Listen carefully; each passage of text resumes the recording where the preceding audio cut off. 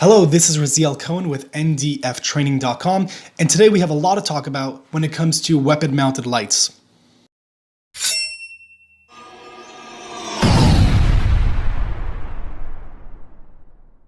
Now, the whole base of this video is that we're now in a time where there is a huge war on candela and a huge war on lumens. They want to bring out the highest brightness, the highest level of focus point, and a lot of different companies are coming out with their own version of what they feel the best weapon light is. Now, the best part about this for us, the consumer, is that there's a huge amount of options out there to figure out what would work best for us. So the reason why I'm putting this video together is because I got in collaboration with a few different brands that helped me kind of custom build my own light, which is something that you guys are able to do. And the big thing that we want to take away from this is that there's a lot of really high-end, very expensive lights out there, but that doesn't necessarily mean it's the right option for you. You really need to make sure that just because you're spending $500 on a light doesn't mean that it's going to be ultimately the right purpose for the purpose you're going to be using it for. So someone who's using a light for home defense and someone who's using their light on patrol are ultimately going to have very different reasons for why they pick that light. So I kind of want to give you guys like background onto which lights to choose and why you should choose them. So again, the main reason why this all came about is I got in contact with the guys from Malkoff. Malkoff is a company that makes light heads. They make really high-end light heads. So I was able to get on the phone with one of the main dudes at the company, really great guy. We had a long half-hour conversation about just him and me and his background in life and where he came from. It was really interesting. And he sent me one of these light heads. Now, of the many reasons why I thought they were great people is because they're not trying to sell to everyone. They understand that their light is very specific to a specific purpose, and they know that it doesn't fit everyone's role. However, for the people's role it does fit, it fits very well. So they make this light head specifically. They have a lot of different head options you're able to choose. This one is the E2XTL.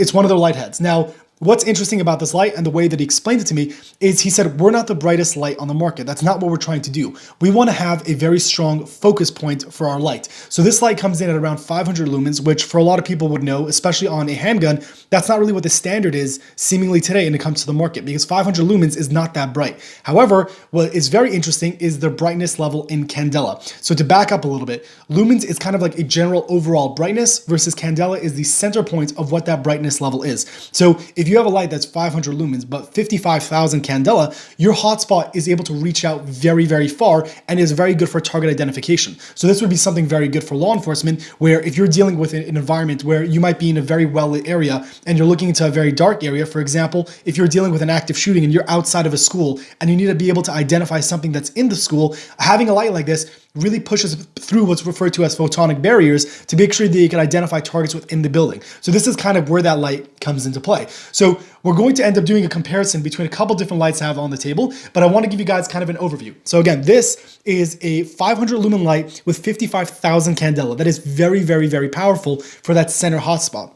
The light you see on this rifle is a very common light, which is a Streamlight ProTac HLX. This is my main go-to light when it comes to home defense, because besides for it having a very moderately effective center beam, the lumen base is also very bright, which means I could light up an entire hallway instead of just focusing down the hallway, if that makes sense. So for me, having a huge amount of general brightness, like a floodlight going down the hallway of my house, is much more preferred to me than something like this, which would be good on like a mid-range rifle. So if you have a rifle with an LPVO and you might be expecting to take shots within 100 yards, having a light like this could really positively identify with the effectiveness of an LPVO and a light that's able to use that for effectiveness. The best way for me to explain exactly what I'm talking about so you guys have a better perspective is last night we had a very heavy fog night. It was really thick. When I was driving, I could barely see 10 feet in front of me. So I had to drive really slowly to even see where a place where I'd usually be very familiar with, where the turns were. It was really thick. So I thought of that being a perfect example of a way to demonstrate the effectiveness of different types of lights. So if you're someone who's driven in very heavy fog or a really severe snowstorm before,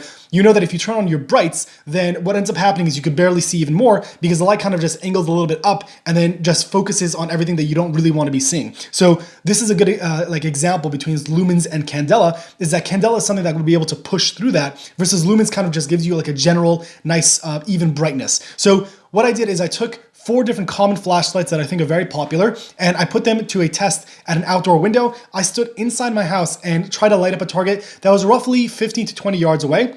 The point was not about the distance that it was at, but the point was you could kind of get more of a feel for what it looks like when it's cutting through this fog. So again, What I'm also going to do is another part of the video is a problem I've had in the past, mini story time, is when I was living in LA, there was an issue where a guy was in our backyard and he was definitely not supposed to be there. So what I did is I grabbed my rifle and I was going towards the backyard to try to see if I could find the guy, but I didn't want to go out into the open without knowing exactly what I was getting myself into. So I used my light to try to break through the window to be able to see outside. But again, if you don't have a light with a very high amount of candela, ultimately what that does is it kind of blocks your viewing even more, and it lights you up, but it doesn't light up what's happening outside. So you wouldn't be able to actually see through that window. So what I did is I actually use that similar test with all these lights so you guys can kind of get a feel for what difference that actually is able to make. So the footage is going to be very, very blurry. It's only because it was really foggy and very difficult to see anyway. But the main thing I want you to take out of this is to look at the beams that are coming out of these lights. Again, it's not going to be super clear, but the main thing is I want you to focus on is the beam pattern, and I'll try to explain the footage as best as I can. So the first light that I started off with was the Surefire EDC L2. This is a very common EDC light. It's a utility light. It's not meant on a rifle. It's not meant for being on a pistol. It's a general utility light. However, this light has a 1200 lumen rating and a 11,300 candela. So the focus beam is not bad. You're able to see the target very well. It's very easily identifiable and it works very nicely. However, we're now going to switch to more weapon style lights to see if that makes a difference. So the second light I tried out is the Streamlight TLR1 HL. This is the 800 lumen version. So it has 800 lumens and 15,000 candela. So you can see a huge jump over there from the way the focus beam looks. It might not seem like a big difference, but definitely from my eyes, you're able to identify the target much better and you have a much better focus beam. At the same time with this light, you do still get a pretty nice spill where you could see kind of around you. Again, so for a handgun light where you're not really going to be shooting a significant distance, you have a very good light for that option. They did come out with a 1000 lumen version, which I'd highly recommend, but this is the version I had on hand. The next light that I tried out is a very, very popular light, which is a Streamlight ProTac HLX. This light is rated at 1000 lumens and it has 27,600 candela. So immediately, again, you're seeing a difference with regard to the focus beam as well as the general lumen surrounding it. So again, for me, for a home defense light, I have a lot of punch going down the hall. At the same time, I get a general brightness that I can really see everything else happening around me. So it's something that I really prefer for a rifle to have this kind of light on it. And then we're going to go to the next light, obviously, which is the Malkoff head. That light is rated at only 500 lumens. However, it is 55,000 candela. So I don't know if you're able to see on camera how effective it is, but it really just puts a real intense spotlight on the target. It's very, very well illuminated and it functions very, very nicely. Now what I'm going to do is I'm going to go back a little bit and we're going to go through that same process again with these different lights, but I want you to see the difference of it going through a window, through fog, and then impacting a target to see what that looks like. So the first light we're going to start off with is the Surefire EDC L2. Again, that is a 1200 lumen light with 11,300 candela. The next light past that is the Streamlight TLR1 HL, the 800 lumen version, which has the 15,000 candela. The next light after that is the Streamlight ProTac HLX, which is the 1000 lumen, 27,600 candela. And then the one that made the most significant difference, which is the Malkoff head, which is the 500 lumens, 55,000 candela. When I was standing inside the house and pointing this outside, it was pretty much like the window wasn't there. It was very effective. I could easily identify exactly what the person was holding, if the person was standing there with a weapon of any form. And it was very, very surprising to see the effectiveness of a candela that high. Now, here's a part of the benefit of a system like this. So just in case I haven't mentioned it, it's the Malkoff head with the Reptilia core body. The reason why the Reptilia core body is amazing is because you could switch out the heads, whichever one you want. And it also sits really snug towards the rail, because the actual adapter that attaches to the rail is connected to the body. So it's a very low profile system.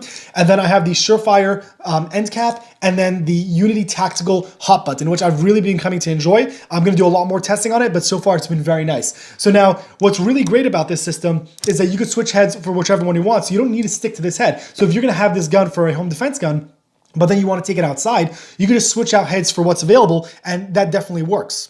So something else that's very important to mention is that when you get a very high quality flashlight or any flashlight at all, it's very important that you match it with correct batteries. Now, there's a lot of batteries you could probably get on Amazon that probably work fine. But if you really want the best output for your light, you want to make sure that you're using the right batteries that go along with it. So when I was speaking to Malkoff, he said, make sure you're using the correct batteries and you're charging it properly so you don't want to damage them for long term. And you want to make sure you can get the best bang for your buck in the quality of what that light is. So he actually has chargers on his website that you're able to get as well. So I was able to get this one from him. It was really nice of him to send them out. And this really, first of all, side note, I've never had a charger like this. It's really cool.